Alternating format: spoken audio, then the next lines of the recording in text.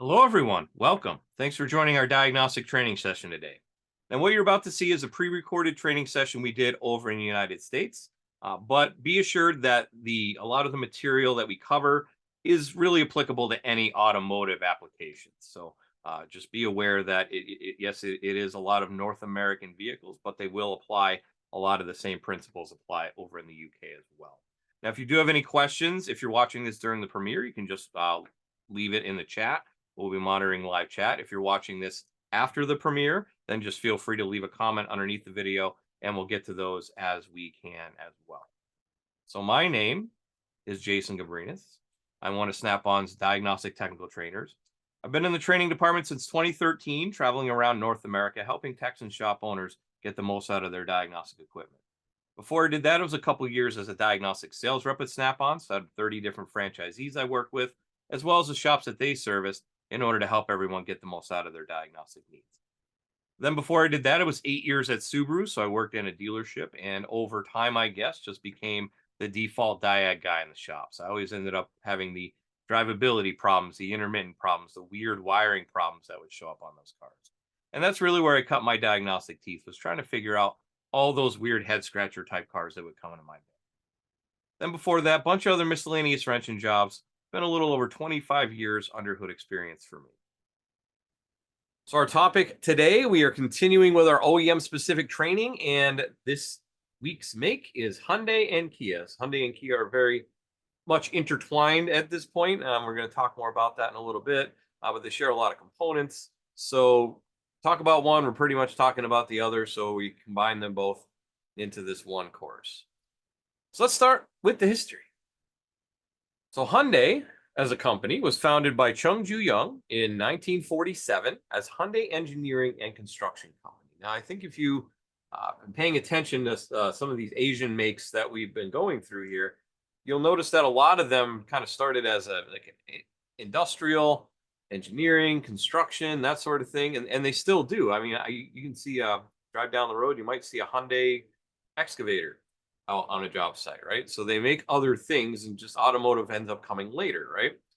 So Hyundai Motors, the automotive part, was established in 1967, so 20 years later.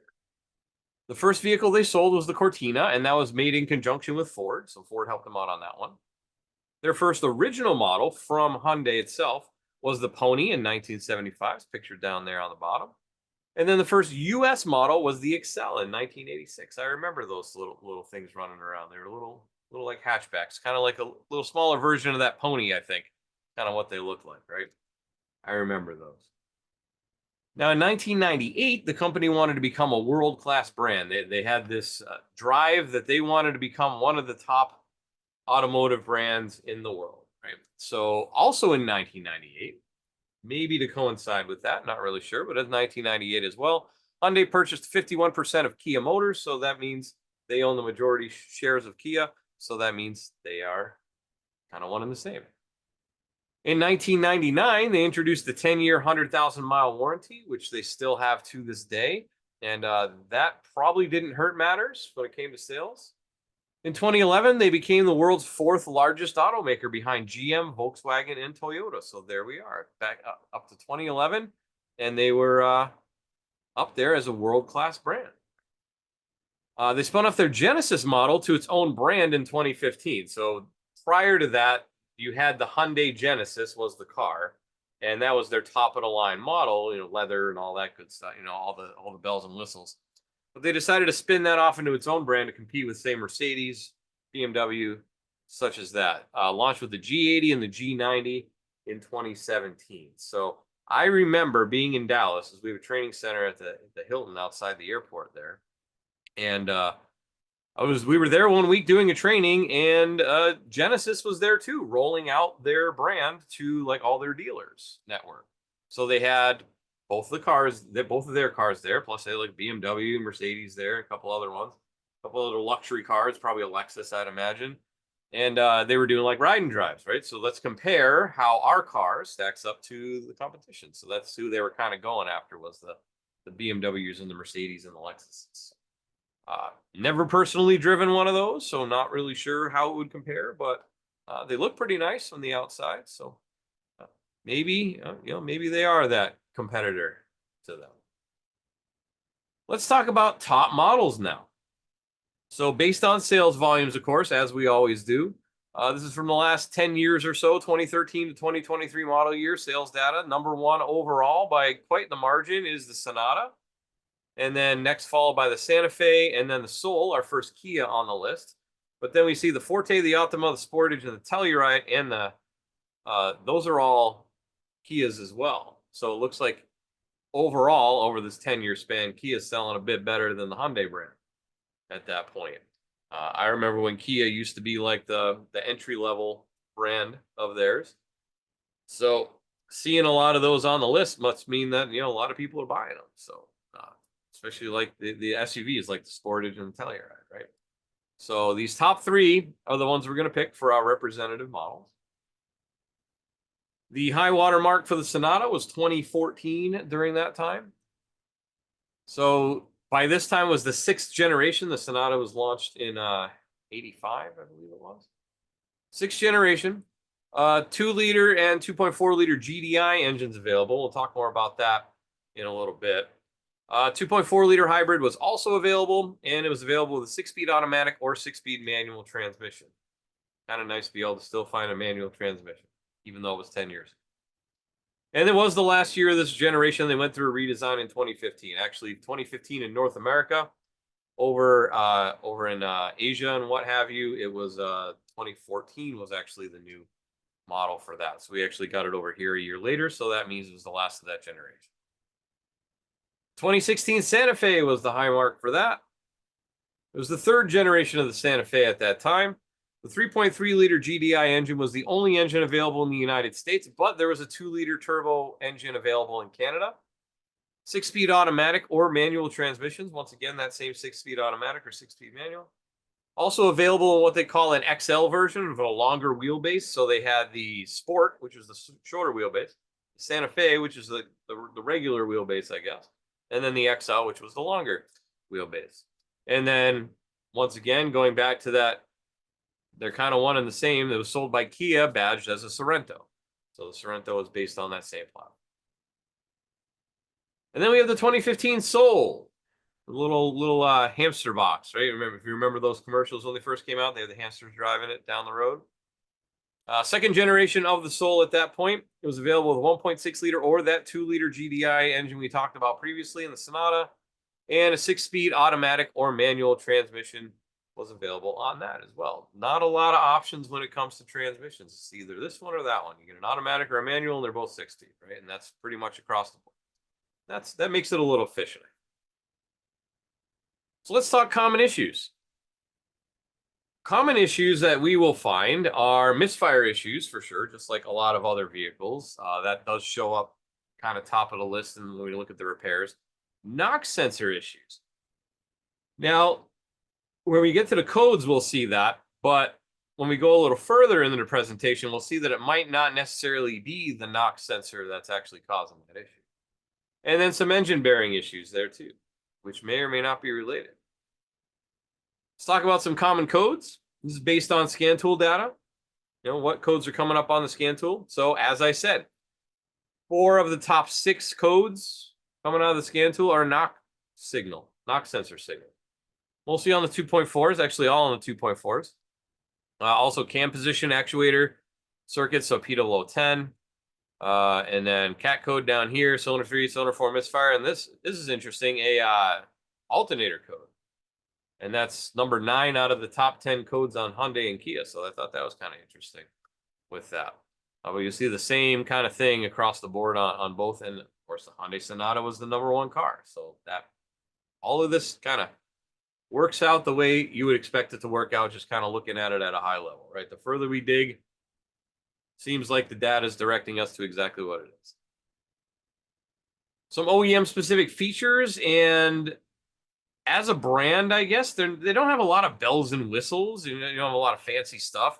I mean, I did have a rental Hyundai a couple months ago, like a month ago, and that sure had a lot of cameras on it and a lot of screens. Like you turn the left turn signal on, and the left camera turns on in your dashboard. But same thing with the right side. It's kind of distracting, honestly. But As far as things that make them unique when it comes to diagnostics, not really a lot.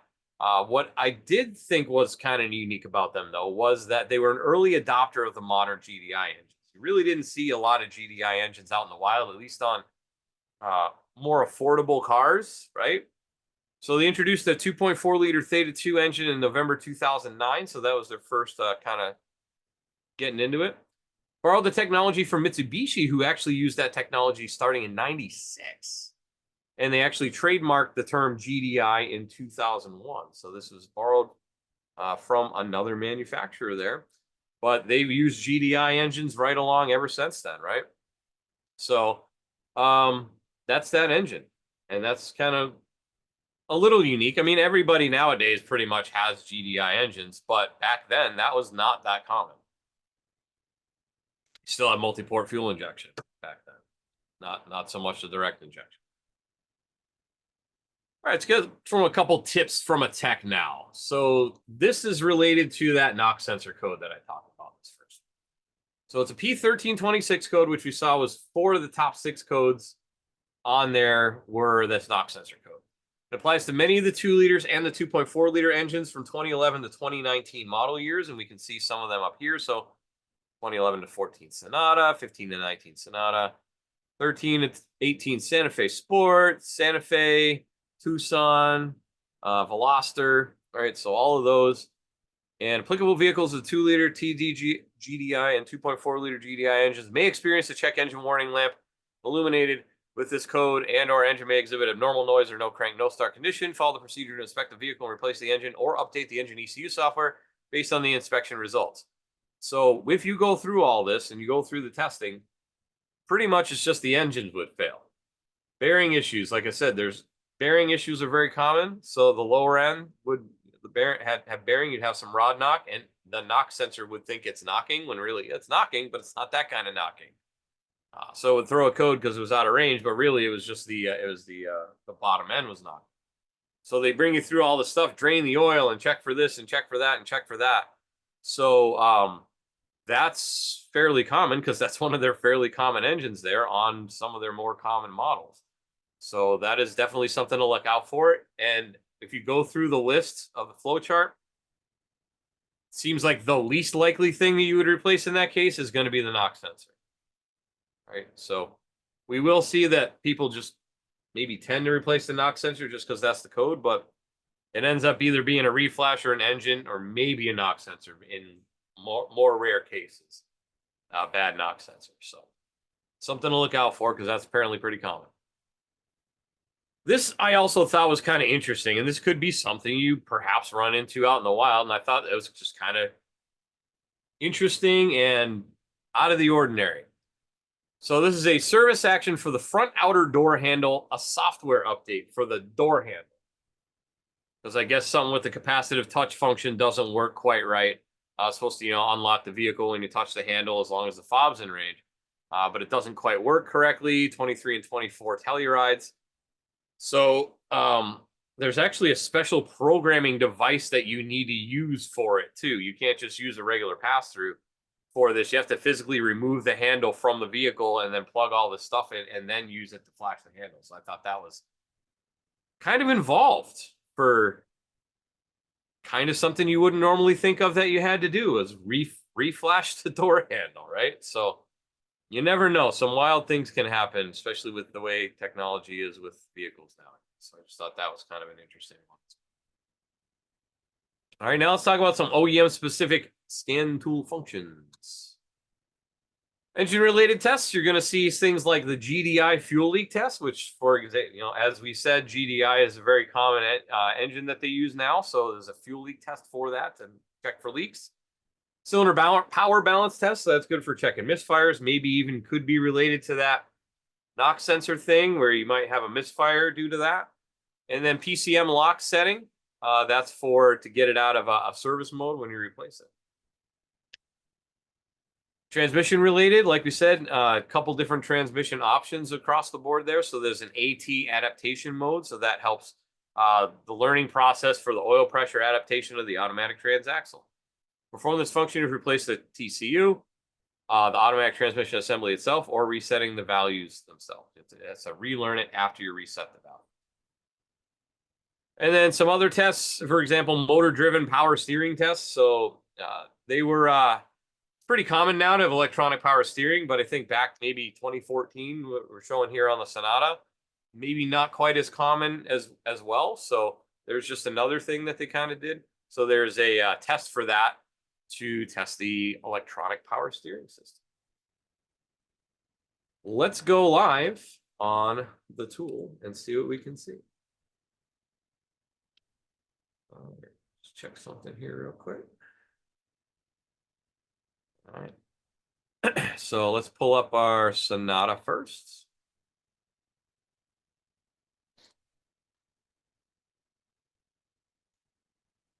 Okay, gonna come in here and we'll just look at engine real quick. Oh, another thing that's kind of unique too that I forgot to mention is just like we've talked about with Toyota and other manufacturers before, freeze frame data in the OEM specific side of the computer here. So I can just pop into freeze frame, I can hit that, and it'll give me the freeze frame data for that code, so I don't have to go into OBD2 to find it. Functional tests, we have engine off and engine running tests. Since I'm in a simulator, I can't show that because it actually queries the vehicle. And then system tests over here. So things like resetting adaptives, VIN read and write, cylinder power balance, mentioned that before. Cylinder balance test mode is activated, automatically collects the speed of the crankshaft for 30 seconds and calculates each cylinder's average speed and displays that a low reading can be caused by compression fuel spark insert. So you'd go in there and then it's going to crank it. So it needs to be over at 0 RPM, et cetera, et cetera. Since I can't meet those criteria, it won't let me continue, but you would normally need to go through and meet those criteria. It's an EVAP monitor test as well, automated test. This is a GDI fuel leak test we talked about. So it's only supported on some versions of the Theta 2 GDI engines. Use the functional check of the GDI fuel system and leakage check. So we need to meet all these criteria, and then we could continue. And then it would go and do an actual leak down test on the system. Once again, simulator can't go any further. All right, and then transmission as well. System tests. So there's an adaptation mode, puts it in the adaptation mode. After I need to, if I clear some adaptations, so I can go in here and I can reset them, right? And then I would need to go in and function resetting adaptive values to the auto transmission assembly when replacing it. Or transaxle, I guess that could be too. And then all the way down here, we also have the power steering. And then there's that motor-driven power steering testing. All right, let's go to SureTrack information, find some of that. See what's available. All right, so if we look for common components, pads, rotors, wheels, by the way, 614,000 repair records on these. Like I said, very popular vehicle. Wheels, battery, starter, that seems kind of high. Tie rod end, that seems a little high too. Cylinder 4 misfire, cylinder 3 misfire, cam positions, fuel rail, system pressure there. P1326, that is that knock sensor we talked about, right? And that gets shown up way over there. That's pretty high on the user-generated lookups. But down here, number 10, on the repair order data, and if I go in there, we'll see that TSB. So there's that inspection and replacement. May experience to check engine light. Need a few things. We need something to measure how much oil we drain out of it when we would do that. Bearing clearance tester because we need to check the bearings. Special wrench, which I think is interesting. It is they do specify a snap-on wrench in order to do this. Thought that's kind of interesting. Let's see. For oil maintenance.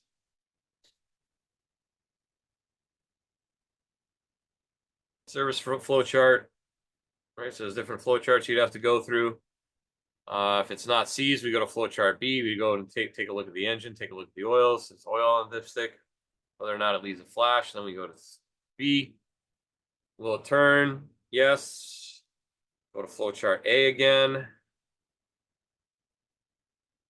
Go to flow chart A.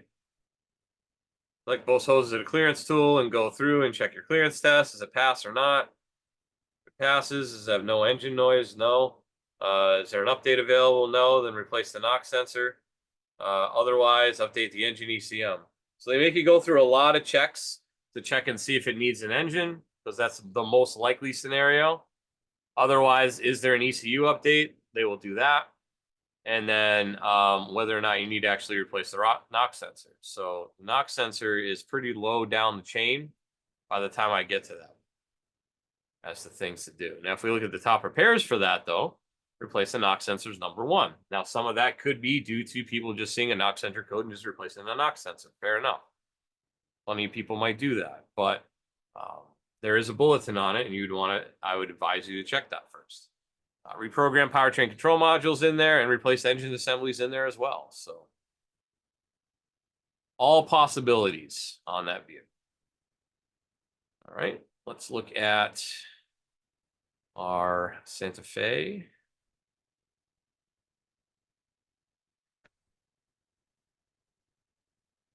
Okay, this is a different engine. This is a 3.3 on this one, but you're going to see pretty much the same stuff. So we got freeze frame. You're going to system tests. There's actually fewer tests, but there's that PCM lock setting.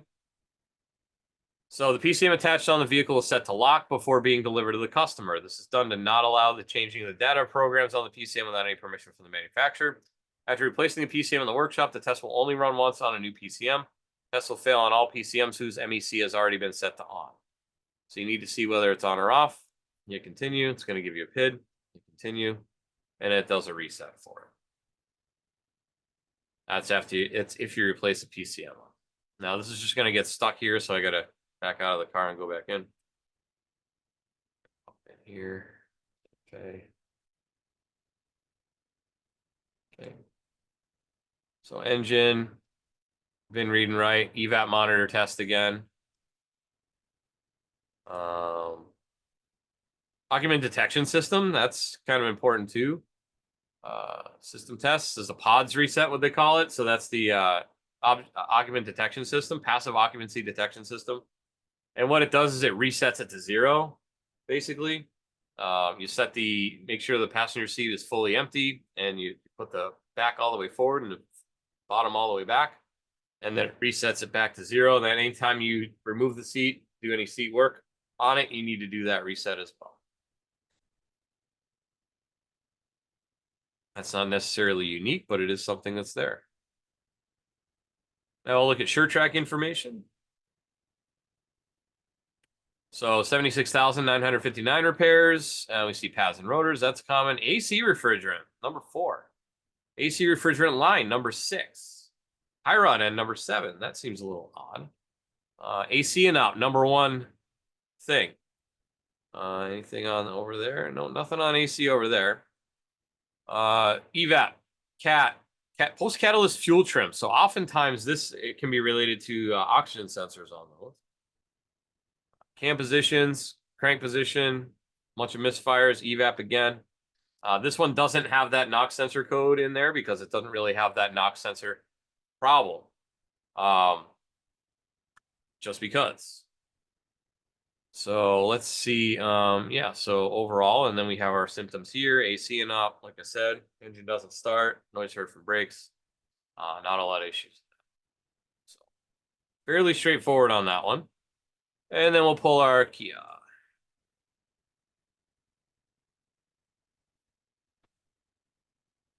And since they use very similar engine, and this one, it's the 1.6, I believe, is the one I pulled up. It's going to be very similar. VIN read write, resetting adaptives, evap monitor tests. A lot of similar functions on there. Freeze frame built in. Transmission is going to be the same. Occupant detection is going to be the same. You got electronic power steering. That's going to be the same. So like I said, a lot of similar components on it are available. SureTrack. At first, the first time I went in here today to look this stuff up before class, I was like, oh, is that like an error on the website? No, I forgot that their trim levels or what have you are an exclamation mark or a plus. So we'll just go with the exclamation mark there. Use this vehicle. And you see 86,173 repairs on that one. Pads and rotors, battery, ignition coil, catalytic converter. That seems awfully high. Misfire, misfire, misfire. A lot of misfires on these. Evap, evap. There's that 1326 again on this 2-liter engine. That's going to give you that same information. Crank position sensor, catalyst efficiency. A lot of fairly common stuff. We see a PO420. That's cat code 2, right? Noise heard from brakes. Engine doesn't start. Engine runs rough. So a lot of that has to do with your misfires as well.